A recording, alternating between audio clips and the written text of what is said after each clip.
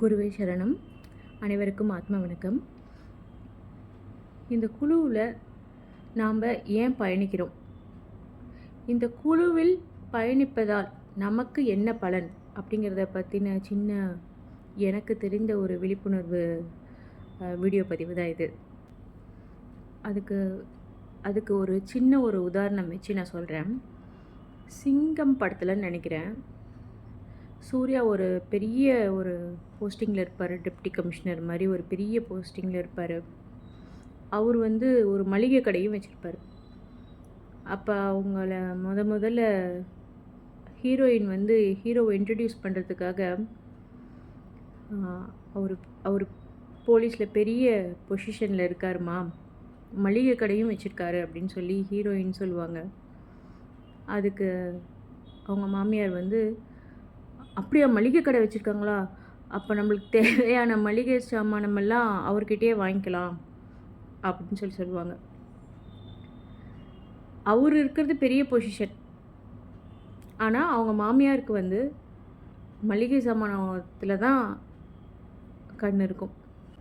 இந்த உதாரணம் ஏன் இப்போ சொன்னேன் அப்படின்னா, இங்கே நம்ம வாசி யோகமில் நிறைய பேர் இப்படி தான் நம்ம வாசி யோகத்தை பார்க்குறோம். வாசி யோகம்ங்கிறது ஒரு மிகப்பெரிய பிரபஞ்சத்தையே உணர்கிற ஒரு விஷயம். அங்கே நம்மளுடைய பிரச்சனைகளை மட்டும் நம்ம பார்த்துட்ருக்கோம். நம்ம கண்ணுக்கு என்ன தெரியுதோ அதோடையே நம்ம நின்றுக்கிறோம். நம்ம நினச்சா இந்த பிரபஞ்சத்தையே ஆளலாம் அப்படிங்கிறது தான் நம்ம குருதேவா வாசி யோகமில் சொல்லி கொடுக்கப்படுகிறது. நம்ம எல்லாருக்குமே பிரச்சனைகள் இருக்கும், கவலைகள் இருக்கும். ஒரு பிரச்சனை இல்லாத மனுஷன் யாரையுமே நம்ம பார்த்து சொல்லிட முடியாது. எல்லாருக்குமே அவங்கவுங்க தகுதிக்கும் வாழ்க்கைக்கும் ஏற்றவாறு பிரச்சனைகள் சுமந்துட்டு தான் இருக்கிறோம். இப்போ அந்த பிரச்சனைகள்லேருந்து விடுபடுறது எப்படி அப்படிங்கிறது மட்டும் வாசியோகம் கிடையாது.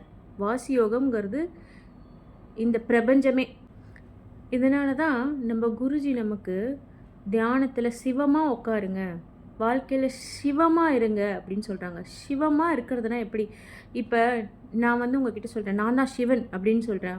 உங்களுக்கு என்னை பார்த்தா சிரிப்பு தானே வரும். அப்போ சிவனுங்கிறது எப்பேற்பட்ட மாபெரும் விஷயம் அப்படிங்கிறதுனால தான் நான் சிவன்னு சொன்னால் உங்களுக்கு என்னை பார்த்தா சிரிப்பு வருது. அப்போ அந்த எப்பேற்பட்ட விஷயமாகவே அந்த தன்மையாகவே இருன்னு நம்ம குருஜி நம்மளுக்கு சொல்கிறப்ப, அப்போ நம்மளுக்குள்ளே என்னென்ன மாற்றங்கள் நம்ம கொண்டு வரணும் அப்படிங்கிறத நம்ம பார்க்கணும். அன்றாடம் நம்ம நம்ம கடமையை பொறுப்பாக செய்யணும், சிரித்த முகத்தோடு இருக்கணும், அன்பாக இருக்கணும், கருணை உள்ளத்தோடு இருக்கணும், கொடுக்கும் நிலையில் இருக்கணும். இதை குருஜி நம்மளுக்கு கோடி முறை சொல்கிறாங்க. இன்னும் நம்மளுக்கு சொல்லிக்கிட்டே தான் இருக்கிறாங்க. தேவியம்மாவும் சரி, நம்ம குருஜியும் சரி, இது நம்மளுக்கு அன்றாடம் சொல்லி கொடுக்கப்படுகிறது. குழுவில் இருப்பவர்களும் சரி, நம்ம இதே தான் ரிப்பீட்டடாக சொல்லிகிட்ருக்கோம். ஏன் இதை இவ்வளோ தடவை ரிப்பீட்டடாக சொல்கிறோம் அப்படின்னா, அந்த தன்மையாகவே நம்ம மாறி வாழ்கிறோமா, நம்ம ஒவ்வொருவரும் அந்த மாதிரி மாறிட்டோமா அப்படிங்கிறது தான் இதோடைய விடை. இதனால தான் இவ்வளோ முறை சொல்லப்படுது. நம்ம மாறிட்டோமா, அவங்கவுங்க மனசாட்சியில் கை வச்சு சொல்லணும். நான் சிவமாக இருக்கேனா, நான் எல்லார்கிட்டையும் அன்பாக இருக்கேனா, எல்லார்கிட்டையும் கொடுக்கும் நிலையில் இருக்கேனா, சிரித்த முகத்துடன் இருக்கேனா. அந்த சிரித்த முகம் அப்படிங்கிற கான்செப்ட் மட்டும் எவ்வளவு வாட்டி நம்ம பேசிட்டோம். அதை பேசாத நாட்களே கிடையாது. ஆனாலும் தியானம் பண்ணுறப்ப எல்லாரும் அப்படியே தான் உட்காந்துருக்கோமே தவிர, அந்த சிரித்த முகம்ங்கிறது நமக்கு நேச்சுரலாக வரமாட்டேங்குது. அது நேச்சுரலாக வரணும் அப்படின்னா நம்மளுக்குள்ளே அந்த அன்பு இருந்தால் தான் நேச்சுரலாக வரும். நம்மளுக்குள்ளே நம்ம அந்த ஈகோயிஸ்டிக் பர்சனாக இல்லாமல் சிவமாக சுகமாக ஆனந்தமாக வாழ்கிறவங்களால மட்டும்தான் அந்த சிரித்த முகம் வரும். தியானத்திலும் சிரித்த முகம் வரும். நம்ம குருதேவா வாசியோகமில் இப்போ நிறைய பேர் புதுசாக ஜாயின் பண்ணியிருக்கோம். நிறைய இன்னும் பயணிச்சிட்ருக்கிறவங்க இருக்கோம். குழுவில் ஆல்ரெடி இருக்கிறவங்க, இன்னும் கொஞ்சம் பயணிச்சிட்ருக்கவங்க இருக்கிறோம்.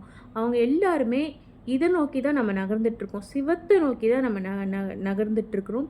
சிவம் தான் நம்மளுடைய டார்கெட்.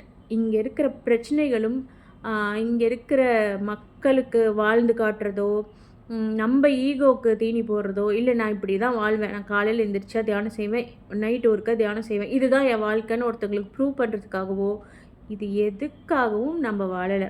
இந்த குருதேவா வாசியோகமில் முழுக்க நம்மளே சிவனாவே வாழ்கிறதுக்காக மட்டுமே இங்கே நம்ம இருக்கிறோம். அப்போ நம்மளுக்குள்ள என்னென்ன மாறுதல்கள் தேவை அப்படிங்கிறத நம்ம பார்த்து பார்த்து பார்த்து பார்த்து நம்ம வந்து நம்ம அன்றாட வாழ்க்கையின் ஓட்டத்தில் இதையுமே நம்ம ஒரு ஒரு டார்கெட்டாக வச்சு நம்மளுக்குள்ள மாற்றங்களை ஏற்படுத்திக்கிட்டே வரணும். வாழ்க்கையின் ஓட்டத்தை ஓடாதீங்க, நீங்கள் உட்காந்து ஓரமாக தியானம் மட்டும் செய்யுங்கன்னு நம்ம குருஜி நம்மளுக்கு டீச் பண்ணலை. நீங்கள் தியானத்தை சரியாக பண்ணி வாழ்க்கையின் ஓட்டத்தை விழிப்புணர்வோட சிவமாக சுகமாக பேரானந்தமாக வாழுங்க அப்படிங்கிறது தான் இங்கே வந்து நம்மளுக்கு வந்து சொல்லிக் கொடுக்கப்படுகிறது. நம்ம பாட்டுக்கு ஓரமாக உட்காந்து தியானம் செஞ்சுட்டு திரும்ப வந்து ஒரு ஓட்டம், ரஷ்ஷு, டென்ஷன், படபடப்பு, திரும்ப தியானம் செய்கிறோம், அதே ஓட்டம், ரஷ், டென்ஷன், படபடப்பு, இப்படி செய்யறதுக்கு நம்ம தியானம் செய்யாமலேயே இருக்கலாம். நம்ம வாழ்க்கையில் சேஞ்சஸே வராது. அப்போ நம்ம வாழ்க்கையில் முதல்ல நம்ம வாழ்க்கையில் நம்மளுக்கு சேஞ்சஸ் வரமோ இல்லையோ, நாம் சிவமாக வாழ தொடங்கிட்டா நம்மளை சுற்றி இருக்கவங்களுக்கே நம்மளுடைய பவரே போதும், அவ்வளோ பாசிட்டிவ் சேஞ்சஸ் வரும்.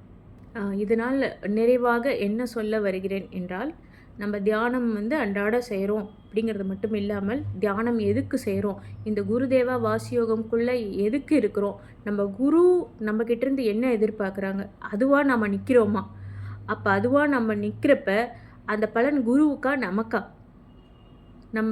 நம்மளுடைய தலைமுறைக்கே அது நல்லது. இதெல்லாம் நம்ம உணர ஆரம்பிக்கணும். உணர்ந்து நம்ம தியானம் பண்ணணும். இப்போ நாங்கள் குருமார்கள் எல்லாம் அப்படி குரு பக்தியோடு இருக்கிறோம். எல்லாருமே குருமார்கள்னு சொல்லக்கூடாது. நம்ம நம்ம குருதேவா வாசியோகமில் நம்ம குரு மேலே பக்தி இல்லாதவங்கிறவங்க யாருமே இருக்க மாட்டாங்க. அப்படி நம்ம உருகுன்னு உருகுறோமா என்றால், அந்த குருவுக்கு நம்ம என்ன செய்யணும், அந்த குரு நம்மக்கிட்ட என்ன எதிர்பார்க்குறாங்க அப்படிங்கிறத உணர்ந்து செய்யணும். நம்ம தியானம் அட்டன் பண்ணுறோம், தியானிக்கிறோம் அப்படிங்கிறத தாண்டி நம்ம என்ன பண்ணணும் அப்படிங்கிறது நம்ம ஒவ்வொரு சீடர்கள், குருவுக்கு கீழே இருக்கிற ஒவ்வொரு சீடர்களுக்கும் அந்த விழிப்புணர்வு கேள்வி நமக்குள்ளே இருந்துக்கிட்டே இருக்கணும். குருவே சரணம்.